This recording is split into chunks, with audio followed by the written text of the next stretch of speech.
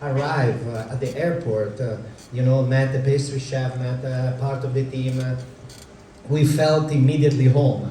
So like the idea that feeling home away from home is makes you feel more comfortable even when you create your dishes.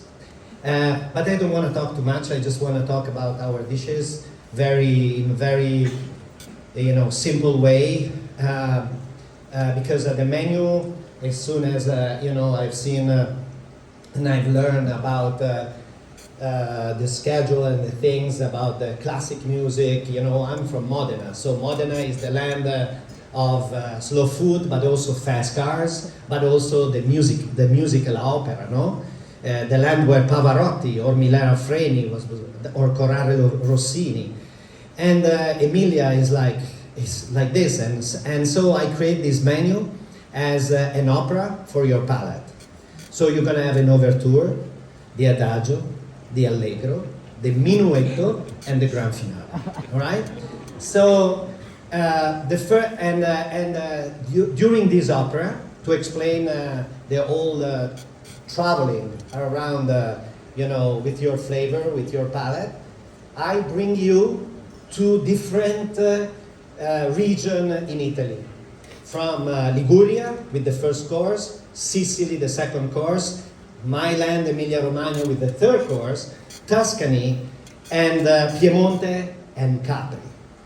So, as I said in the video, our cooking is contemporary. So, to be contemporary in Italy is not easy, because you have to break the past, look at the past in a critical way, get the best from the past into the future. That's how you renew tradition. And but it's very simple to say, but it's very difficult to make. But we did it, and so I hope you're gonna enjoy this special dinner that I create for you, with some of my very renowned dishes that they became a plate of the year during all these years. So the first opening is Liguria, with pasta al pesto in abstract. Everyone who's been in Italy tried pasta al pesto. It's classic from Liguria, the basil, etc. But pesto is a state of mind, easier in my mind. So what I did, one day, 12 years ago, I think, one chef from Korea, Choi, arrived in Modena, and after 1 week to show off, he said to me, "Chef, I want to make stuffed meal." I said, "Choi, fantastic. What are you going to make? Some Korean barbecue, some kimchi?" He said, "No, chef, I'm going to cook pasta." I said, "No, Choi, no. Don't cook pasta for 65 Italian chefs. You are a kamikaze, you want to die." I said, no, Choi, chef, I want to make it. Choi is still with us, okay? But at 12 o'clock, when we were ready, the pasta were extremely overcooked. And for us, Italian, we don't eat overcooked pasta. So we start polemica, blah, blah, blah, and we make aglio, olio, peperoncino very quick. But also, what we're gonna do with these 9 kilos of overcooked pasta and pesto? We have a policy in Osteria Francescana, zero waste. So we are certified as zero waste in all my restaurants in Modena. It's one of my key points, like fighting food waste and social isolation. So what I did, I didn't know what to do, and my Japanese sous chef, Taka, arrived and he said, out of the blue, "Oh, don't worry, I'm gonna make some miso of pasta and pesto." I said, "Miso of pasta and pesto? What are you talking about?" "Okay, do whatever you want." So what happened? 4 months later, I opened one of the jar that was storage in our place, and I taste this miso of pasta and pesto.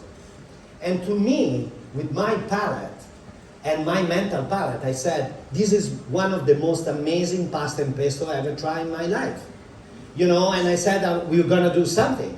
So with that, so what we did, tonight we're gonna serve, the first course is a custard made with all the elements of pasta and pesto. So Parmigiano Reggiano water that mix toasted pine nuts, and cook in the oven in a steamer. Then on top of that, you have the classic string beans and potato crunchy on top of the custard. Then extra virgin olive oil and basil.